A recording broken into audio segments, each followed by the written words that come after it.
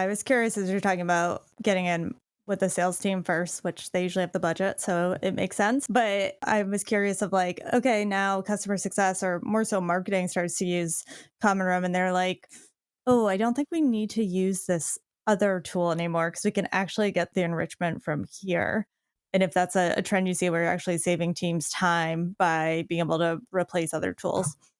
Yeah, there's like a handful of different categories that can call in Common Room consolidates everything from, like you mentioned, enrichment to website de-anonymization to job change tracking to product-led sales. Like these are all point solutions that we can consolidate, and it's also really helpful. It's like sure, they probably have some features and they've been around for longer than us that are different, but we found that the approach is consolidating all that into one single pane of glass really helps out with the cognitive load of like all the things you need to do in your day to day. And like you get this visibility into a single user profile and single account, and you have all the context of all the signals versus like having to jump from tap to tap to figure out like how to go about your day. So I was going to ask actually earlier if you get requests from teams to have this show up in the CRM, like in some type of widget. But I think you end up getting like it can be overwhelming in Salesforce or HubSpot because you're like, let me look at this data and then this data and this Well, data. And yeah. yeah, well, we do that, and we have the same kind of workflows. Like I mentioned, you can sync any leads over to HubSpot, and then we have the bi-directional sync between like your CRM, HubSpot, or Salesforce, and Common Room, so you can get all those signals into either one of those platforms if you need to.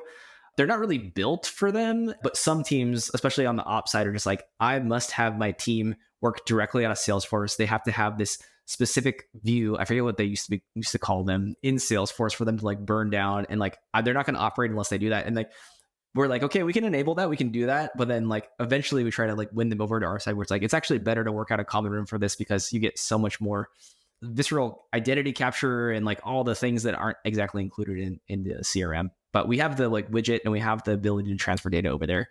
We just think that that's not going to be the way of the future. I don't know. Yeah.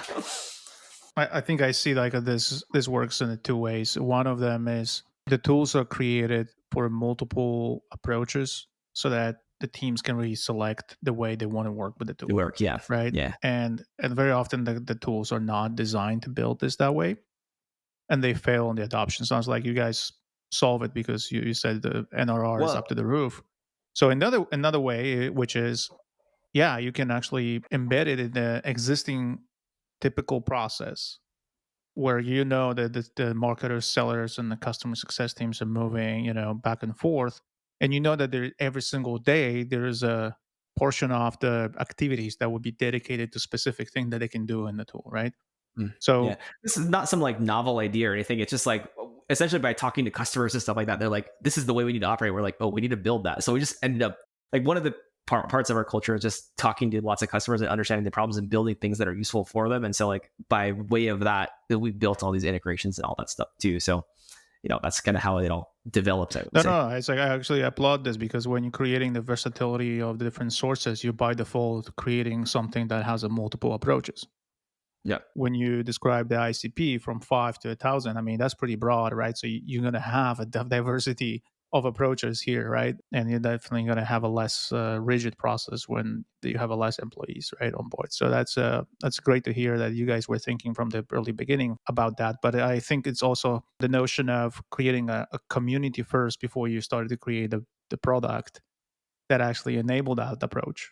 Yeah, we kind of like stepped into that by maybe like a happy accident or something, but like now that we have it, it's just like, okay, this makes we're glad we built from those kind of first principles because it's really helping us with that signal expansion and like integrating with all these things in the way that we do. Yeah. Awesome.